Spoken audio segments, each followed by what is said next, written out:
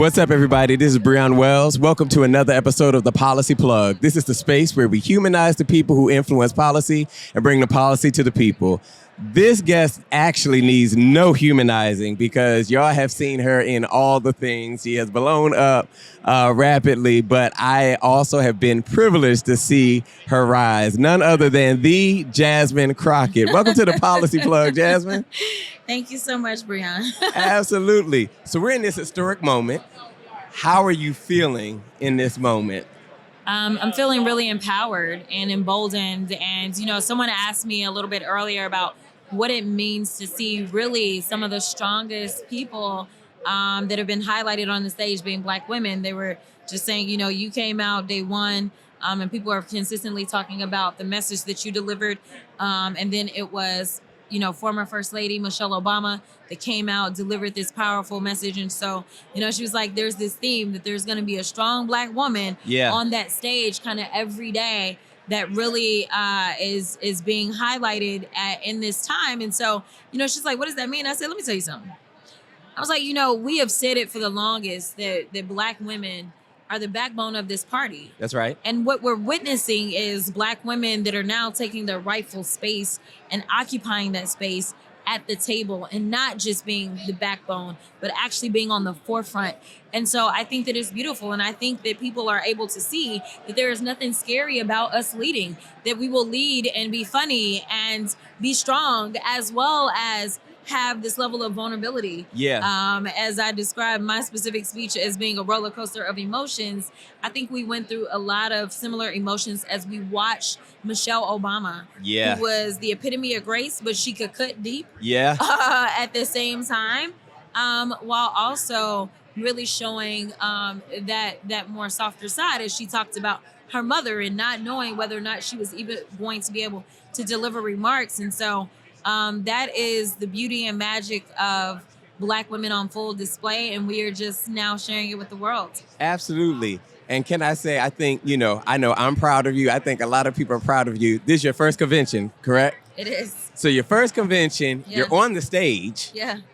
On the stage giving a speech. Yeah. Which, by the way, it seemed to gain a lot of traction. A lot of people resonated with. But often people don't see what happens to get here. Yeah. And I think it's noteworthy that when the Biden campaign was in full effect, he was at the top of the ticket, you were one of his top surrogates. Yeah. You were one of the most requested. Yeah. And I think that in this moment, you have an ability, and I want you to kind of speak towards this because both parties have struggled with engaging young folks and sustaining that momentum. Yeah. What do you think has been kind of your secret sauce behind being able to be that voice that sustains that momentum? I think it's because people think I'm young. I think that that's part of it. They think I'm young and I'm not. But no, I think, number one, it's about being willing to go and meet them where they are. For so long, we've occupied our own little bubbles and they can be very privileged spaces. But honestly, I'm most comfortable not in those spaces, but actually wherever the real people are. That's just who I am. And I also think that that goes hand in hand with my authenticity overall. I think that there's two groups of people that can always see through you. It's old Black people. Yeah. As well as young people, right? Yeah. When you think about even little kids and the things that they say, right? They can always see right through fakeness. That's right. And so I think that with me, they know that it's real. And I think that that's actually what draws them into me. As well as because I look young, they feel as if they can see themselves in me. And I think that, for Democrats to consistently say that we are the big tent party and that kind of stuff, but then if the only people that you ever see leading the big tent party are old people, we're diverse. Yeah. But old people, it really can be discouraging to people. And so I do think that it is important that they did something here that I can't find record of them ever doing, which is allowing a Black woman freshman to grace the DNC stage. And if they did, it didn't happen in prime time, but I can't find on record where it's happened. And so I do think that we're seeing a shift in where this party is trying to go. Yeah. Because it wasn't just me as a freshman on that stage. You had Robert Garcia who went on stage as well. And so I think, and then AOC, she's not a freshman, but she's younger than both of us. Yeah.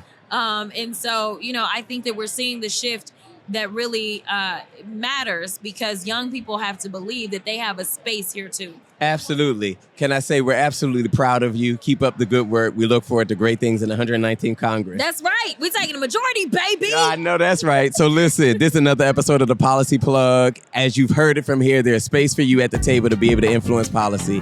This is the space where we humanize the people who influence policy and bring the policy to the people.